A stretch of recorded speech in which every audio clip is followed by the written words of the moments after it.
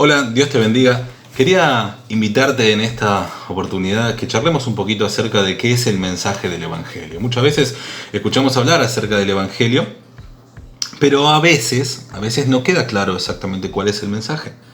¿Qué significa el mensaje del Evangelio?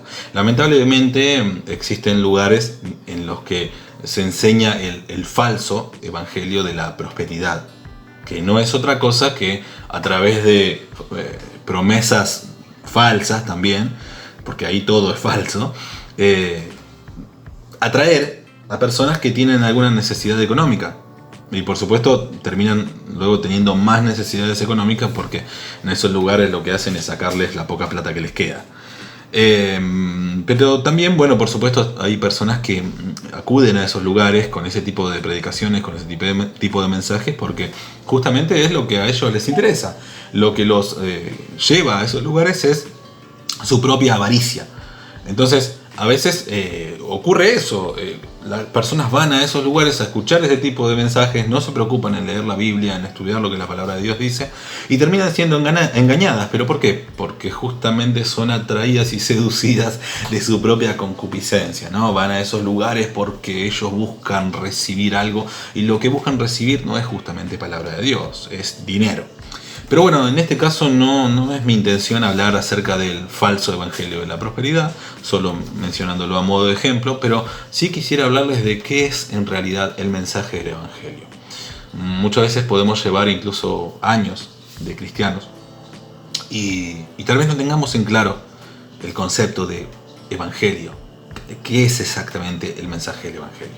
Por supuesto no podemos en un video como este enseñar qué es el mensaje del Evangelio de manera completa. Y es más, me atrevería a decir de que no alcanzaría toda nuestra vida para entender correctamente, o mejor dicho, completamente el mensaje del Evangelio. Creo que estaremos en la presencia del Señor un día y todavía no entenderemos completamente el mensaje del Evangelio. Pero teniendo en cuenta de que justamente este mensaje es el mensaje que es el centro de nuestra fe, es necesario entenderlo. Muchas veces me cuesta entender por qué en algunos lugares, siempre reitero esto porque no quiero generalizar, pero por qué en algunos lugares no se enseña el Evangelio como la Biblia lo enseña. Así que bueno, vamos a comenzar con qué significa la palabra Evangelio. Esta es la pregunta fácil. Muchas personas lo conocen desde hace mucho tiempo esto. La palabra Evangelio significa buenas noticias. Por supuesto, esta palabra es una palabra de origen griego o que digamos, se origina en el griego. También, por supuesto, a veces se la menciona en latín, pero para no andar con muchas vueltas sobre eso, esta palabra es una palabra compuesta que significa buenas noticias. Así que nosotros podemos decir, sin temor a equivocarnos, de que la palabra evangelio significa buenas noticias. Ahora bien, cuando nos referimos al evangelio, estamos hablando de la obra del Señor Jesucristo. Pero, ¿qué es el evangelio? El evangelio es un mensaje compuesto por dos noticias, y acá es cuando nos metemos de lleno en esto. El evangelio es un mensaje, ¿sí? Es un solo mensaje, pero está compuesto por dos noticias. Y por una cuestión práctica, didáctica, a mí me gusta enseñar esto, abordar esto, diciendo de que el evangelio está compuesto por dos noticias. Solo a modo de ilustrativo y porque creo que de esta manera se comprende un poco mejor, ¿sí? El evangelio entonces es un mensaje, pero está compuesto por dos noticias. La noticia mala y la noticia buena. El problema es que en la mayoría de los casos se enseña solamente la noticia buena, pero no se enseña la noticia mala. ¿Y qué pasa? Al no enseñar la mala noticia, uno difícilmente pueda, por más que tenga buen corazón y buena intención, difícilmente uno pueda valorar una buena noticia si no conoce la mala. Y por esto es un problema cuando el mensaje del evangelio se predica de manera incompleta. Se predica solo lo bueno, pero no se predica lo malo. Así que vamos a comenzar con esto, dividiendo el mensaje del evangelio en dos noticias, y vamos a hablar primeramente de la mala noticia.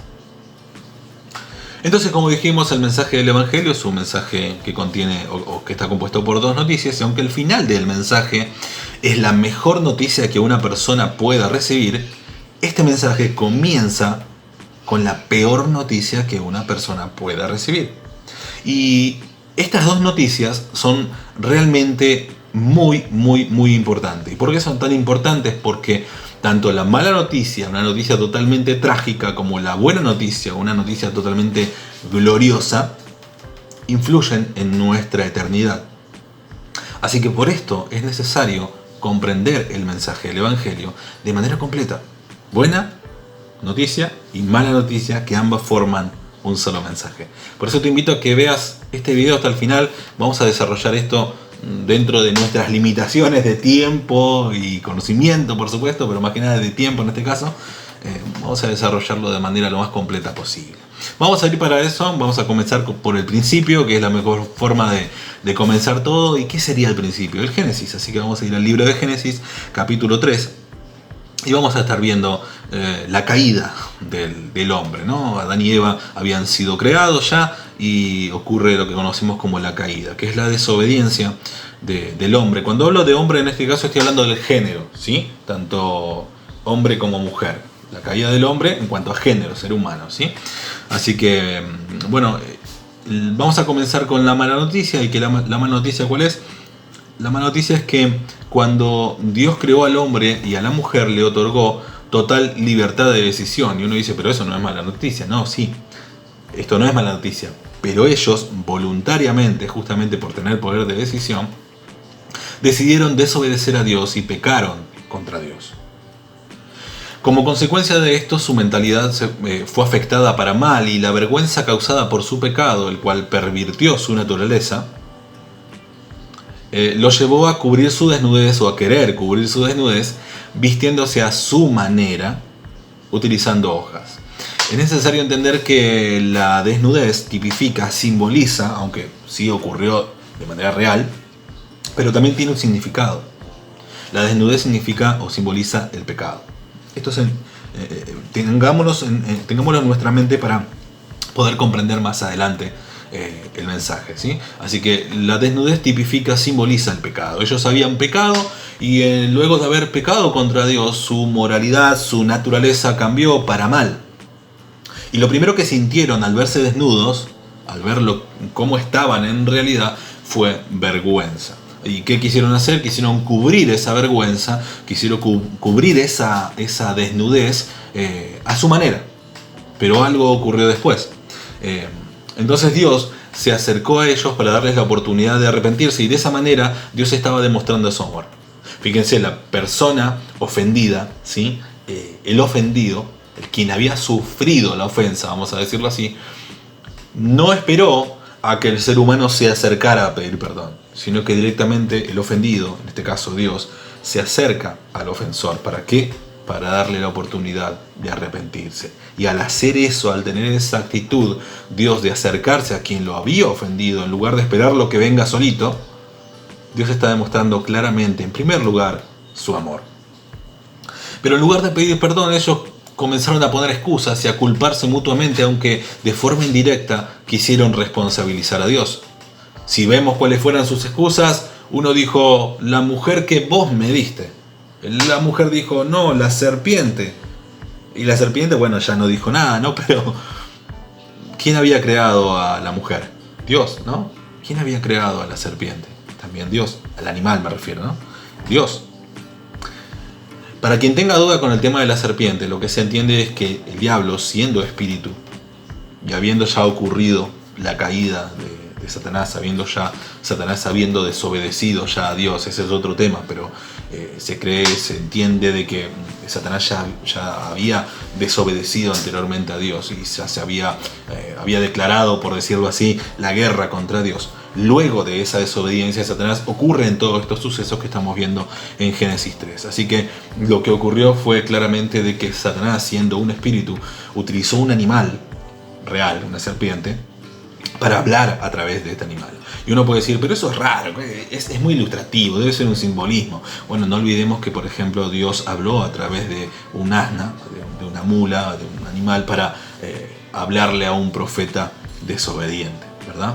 Así que no es el único caso en el que la Biblia aclara de que esto sucedió, de que realmente una serpiente habló. Incluso el apóstol Pablo también lo menciona, cuando la mujer, siendo engañada, por la serpiente cayó en transgresión. Pero bueno, dicho esto, está claro de que fue un animal real, pero que el diablo habló a través de esa serpiente. Ahora, ellos cuando comienzan a poner excusas, Adán dice que por culpa de la mujer que Dios le dio, y la mujer dice por culpa de la serpiente, pero se sobreentiende de que indirectamente tanto Adán como Eva también estaban, aparte de estar poniendo excusas, estaban culpando indirectamente a Dios, porque en definitiva Dios lo había creado todo.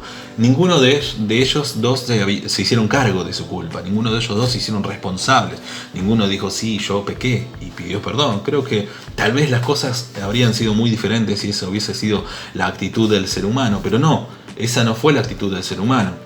La actitud del ser humano no fue arrepentirse y pedir perdón a Dios. ¿Y por qué no fue eso? Porque luego de la entrada del pecado, luego de que ellos desobedecieron voluntariamente, luego de que su naturaleza ya había recibido corrupción, ya había sido alterada, adulterada para mal, a partir de ese momento el ser humano, como hasta el día de hoy, le cuesta arrepentirse. No tiene la tendencia de acercarse a Dios, no tiene la tendencia de arrepentirse por su propia cuenta, ¿sí? Porque ya su naturaleza está afectada por el pecado y la tendencia siempre es hacia el mal. Ahora bien, volvamos a Adán y Eva. Habían puesto excusas, ¿sí? Y eso fue lo que Dios, incluso Él habiéndose acercado, como dijimos recién, para darle la oportunidad al ser humano, eso fue lo que Dios recibió de parte del hombre. Solamente excusas y una acusación indirecta de que en realidad el culpable de todo había sido Dios mismo. Así que bueno, luego de eso, Dios da una promesa que la vamos a ver en el versículo 15, pero si vemos el versículo 13 y 14 del capítulo 3 de Génesis, que es lo que estamos viendo, podemos entender que debido a la falta de arrepentimiento y al rechazo por parte del ser humano al llamado de Dios, el Señor emitió un veredicto de culpabilidad contra toda la humanidad. ¿Por qué contra toda la humanidad? Porque Adán, siendo el primer hombre, era nuestro representante, era. Ahora lo voy a explicar mejor eso, pero era nuestro representante, el representante de la raza humana. Así que el pecado de Adán recayó sobre toda la raza humana. Dios emitió un veredicto de culpabilidad contra Adán y por supuesto también contra la serpiente y también contra el diablo y también contra Eva, ¿no? Pero hay que entender de que este veredicto de culpabilidad afectó a toda la raza humana. Y por primera vez en el jardín del Edén, Dios realizó la promesa más importante de todas, que se menciona ahora sí en el versículo 15. Dice, pondré enemistad entre tú y la mujer. ¿Quién habla acá? Dios está hablándole en este caso a la serpiente. Y le dice, pondré enemistad entre tú y la mujer, y entre tu simiente y su simiente. Él te herirá en la cabeza, y tú le herirás en el talón. De la descendencia de la mujer vendría alguien que heriría en la cabeza a la serpiente, es decir, al diablo, quien hablando, como dijimos, a través de la serpiente, engañó a Eva. Pero también dijo que la serpiente heriría a la descendencia de la mujer, a este descendiente, lo heriría en el talón. En esta promesa encontramos lo que conocemos como el protoevangelio, que significa el primer evangelio. La primer, buena noticia. Así que la primer buena noticia del evangelio la encontramos aquí. En Génesis capítulo 3, versículo 15. Aquí en Génesis 3:15 encontramos a Dios mismo predicando el evangelio por primera vez en toda la historia. Y en el versículo 21 podemos ver que luego de castigarlos por su desobediencia, Dios mismo hizo túnicas de pieles y los vistió, pero ya no a la manera del hombre. ¿Recuerdan cómo el hombre se había vestido? Con hojas de higuera, ¿sí? Cuando vio su desnudez, su vergüenza, dice que tomó hojas de higuera y se hizo delantales. Pero Dios ya, luego de hacer todo esto, de emitir el veredicto de culpabilidad, de dar la promesa de lo que sucedería, de que habría una simiente de la mujer que heriría en la cabeza a la serpiente, luego de todo esto, Dios hace otra cosa más. Los viste con ropa hecha de pieles, ¿sí? Así que uno puede decir, pero ellos ya estaban vestidos a la manera del hombre. Pero Dios los vistió a su propia manera, a la manera de Dios. La única forma de cubrir la desnudez, la vergüenza por el pecado del hombre, no era mediante la forma del hombre, sino mediante la forma de hacerlo de Dios mismo. Así que Dios mismo fue el que derramó sangre inocente por primera vez también en la historia para cubrir el pecado de la humanidad. ¿Y de dónde sacamos esto? Lo vistió con pieles, no olvidemos esto, ¿no? Dios no se sobreentiende luego con lo que va aconteciendo en la historia bíblica, que Dios no utilizó pieles, sino que derramó sangre animal, mató animales para cubrir el pecado de la humanidad. Así que aquí podemos ver la primera vez en la que se derrama sangre inocente para cubrir el pecado de la humanidad. Y fue Dios mismo quien lo hizo a favor del ser humano pecador. Así que finalmente ellos fueron expulsados de la presencia de Dios y toda la descendencia de Adán y Eva. Es decir, todos nosotros nacimos con una naturaleza totalmente depravada, que nos separa de Dios, la cual constantemente nos induce, nos lleva a pecar y nos impide acercarnos a Él voluntariamente. En otras palabras, por naturaleza el ser humano odia a Dios. Y esto lo vemos reflejado cuando encontramos personas que dicen, no, yo no odio a Dios, simplemente no me interesa. Entonces, ese no me interesa, eso es el resultado, es uno de los resultados de una naturaleza que fue afectada en el Edén, de una naturaleza que fue afectada por el pecado del hombre. A partir de ese momento, es más, si retrocediéramos en los versículos que ya vimos, que no lo vamos a hacer, pero vamos a ver de que la actitud del hombre, cuando Dios sale a su encuentro, luego de que el hombre pecó, la actitud del hombre fue esconderse automáticamente, lo cual es una locura, ¿no? Porque esconderte de alguien que es omnipresente es imposible, ¿verdad? Pero eso fue lo que hizo el hombre, trató de esconderse. ¿Por qué? Porque escuchó la voz de Dios y porque él sabía que estaba desnudo. Muchas veces las personas deciden no buscar a Dios, no quieren escuchar nada acerca de Dios, porque es como dijo el Señor también, que no se quieren acercar a la luz para que no se vean sus malas obras. Y eso ocurre, eso fue lo que ocurrió en el Edén, eso fue lo que ocurrió con Adán, y eso fue lo que ocurre hasta el día de hoy en la gente, en las personas en general, ¿verdad? Así que bueno, esa naturaleza depravada, afectada por el pecado, es la que nos impide acercarnos a Él. En otras palabras, dijimos, por naturaleza el ser humano aborrece, odia a Dios. A lo largo de la historia y en base al primer derramamiento de sangre que mencionamos recién, hecho a favor de la humanidad en el Edén, Dios ordenó a su pueblo realizar sacrificios a fin de ser perdonados por sus pecados. Estos sacrificios se realizaban estrictamente a la manera de Dios y a la manera en la que Dios lo había establecido, y solamente podía realizarlo el sumo sacerdote representando al pueblo mediante el derramamiento de sangre animal una vez al año. El propósito de estos sacrificios era señalar lo que habría de venir mucho después, cuando el Hijo de Dios, el verdadero Cordero de Dios, viniera a este mundo. El Espíritu Santo, mediante un milagro, hizo que una mujer llamada María, nosotros la conocemos con el nombre de María, pero el nombre hebreo sería Miriam en realidad, pero María, siendo todavía virgen, quedó embarazada. Y quedó embarazada, ¿por qué? Dijimos, por la obra del Espíritu Santo. El Espíritu Santo hizo ese milagro, produjo de que una virgen, una mujer virgen, quedara embarazada sin la intervención de un padre humano. Este bebé era el cumplimiento de la promesa que vimos recién en Génesis capítulo 3, verso 15. Este bebé era la descendencia, la simiente de la mujer. El Señor Jesucristo, siendo Dios y sin perder su naturaleza divina, adoptó una naturaleza humana. Por eso decimos de que Jesús fue 100% hombre y 100% Dios.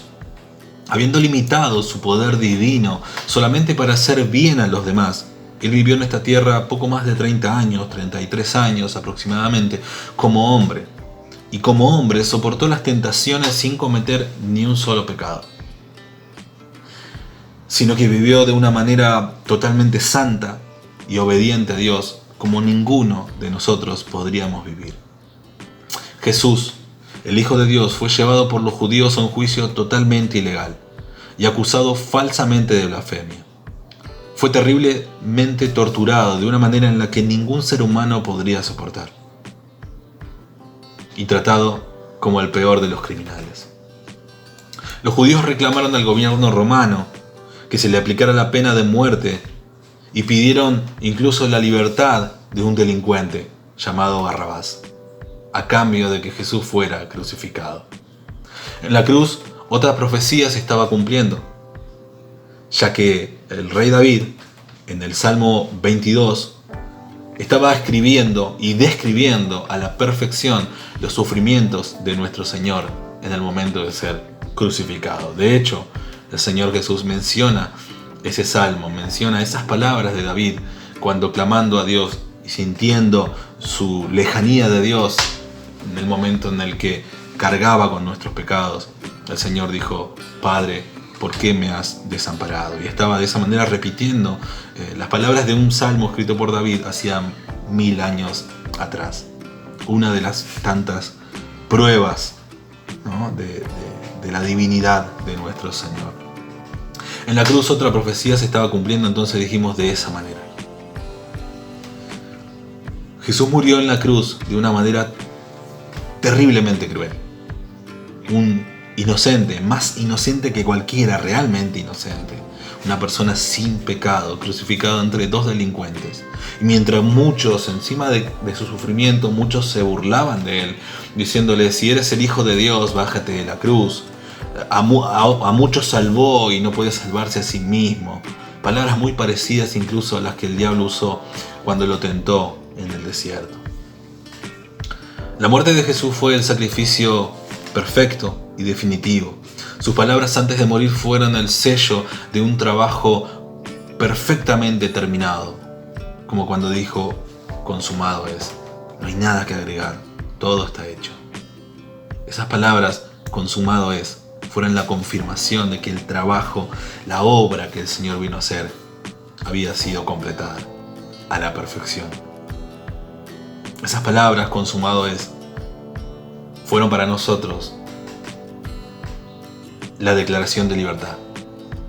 Fueron para nosotros la declaración de que a partir de ese momento fuimos libres de nuestros pecados. Por supuesto, aquellos que creen en el Señor, ¿verdad? El Cordero de Dios había muerto por los pecados de la humanidad. Y de esa manera Jesús había recibido el castigo por nuestros pecados. Al tercer día el Señor resucitó, permaneciendo 40 días con sus discípulos y dando evidencias de su resurrección. Luego ascendió al cielo y hoy, sentado a la diestra del Padre, intercede a favor de quienes creen en Él como único y Señor y Salvador. La serpiente, el diablo, había mordido en el talón, es decir, había provocado sufrimientos en el Señor. Esa era la herida en el talón que Dios había mencionado que la serpiente haría. Pero Cristo, al morir en la cruz, aplastó la cabeza de la serpiente para siempre. La Biblia dice que el Señor volverá a buscar a sus hijos y juzgará duramente a los pecadores no arrepentidos. Todos un día moriremos y ese día estaremos delante de Dios, quien siendo un juez justo nos juzgará por nuestros pecados. Todos seremos culpables y merecedores del castigo eterno. Todos seremos culpables y merecedores del infierno, tanto creyentes como incrédulos. Todos seremos culpables. Pero algunos, quienes tengan al Señor Jesucristo como su Salvador, quienes hayan creído en Él como su Salvador, encontrarán que su deuda con Dios fue pagada, no por sus propias obras, las cuales ante los ojos de Dios son como basura. Son como trapo de inmundicia, dice la Biblia, sino gracias a la preciosa e incomparable obra de nuestro Señor Jesucristo. Y esta es la buena noticia, el mensaje del Evangelio de nuestro Señor y Salvador Jesucristo. Por eso te invito a que reconozcas tus pecados, que reflexiones acerca de tu destino eterno. Hay algo más que esto. Hay algo más que esta vida terrenal. Y muchas veces andamos a las corridas con objetivos personales y no está mal tener objetivos personales, pero muchas veces no pensamos, la mayoría de las veces por andar a las corridas no pensamos en lo que vendrá. No pensamos que hay una eternidad que nos espera. La Biblia dice en Romanos 3:23 que la salvación no es por obras humanas, sino solamente por medio de la fe en Jesucristo. Dice, por cuanto todos pecaron y están destituidos de la gloria de Dios. Todos, absolutamente todos, sin Cristo, estamos destituidos en la gloria de Dios. ¿Y por qué? Porque todos hemos pecado.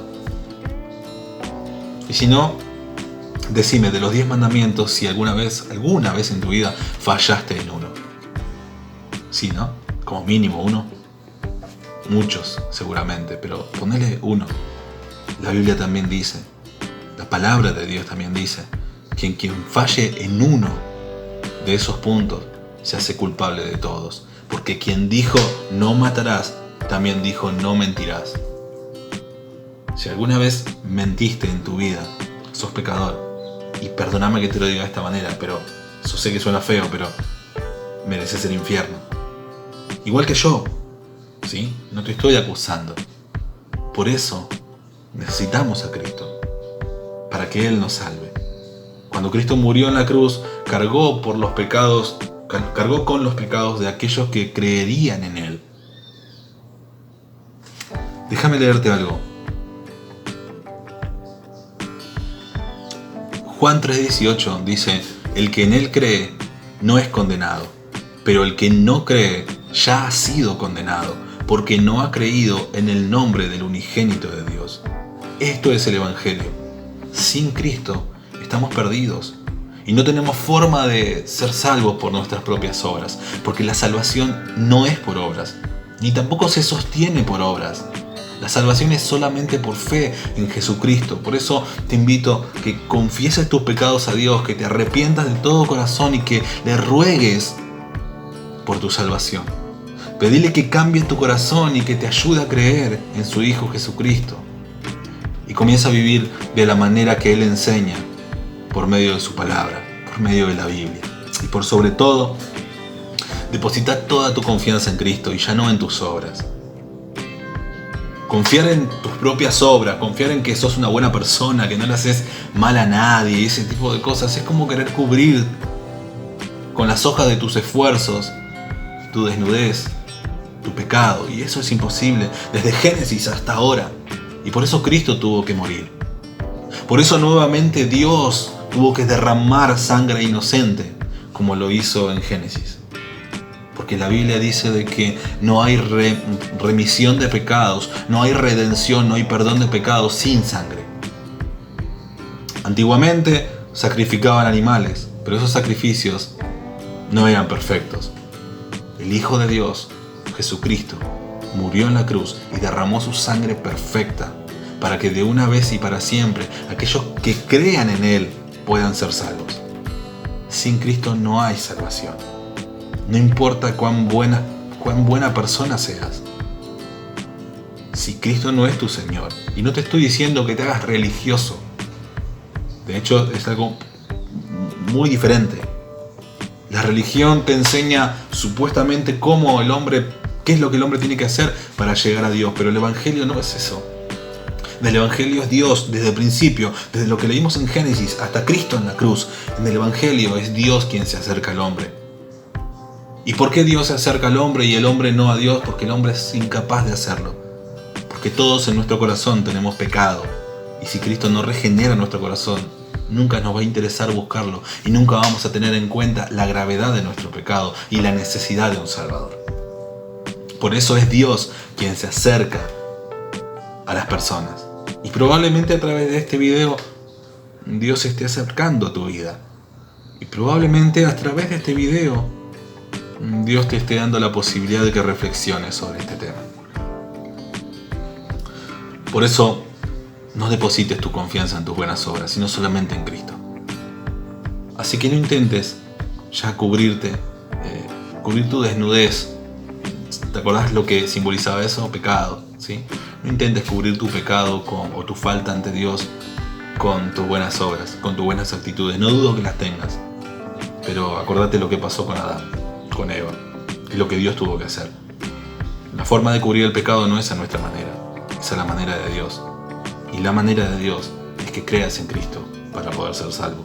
De otra manera, lo que espera es un castigo eterno. Para tu salvación, la única obra que tiene valor ante Dios es la de su Hijo Jesucristo. Creer en Él depositar solamente en Él toda tu confianza, eso te hará salvo. Y este es el mensaje del Evangelio. Muy resumido, por supuesto. Faltan detalles que se puede ir estudiando y aprendiendo con el tiempo.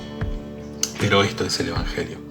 Un mensaje compuesto de dos noticias, una mala y una buena. Que Dios te bendiga.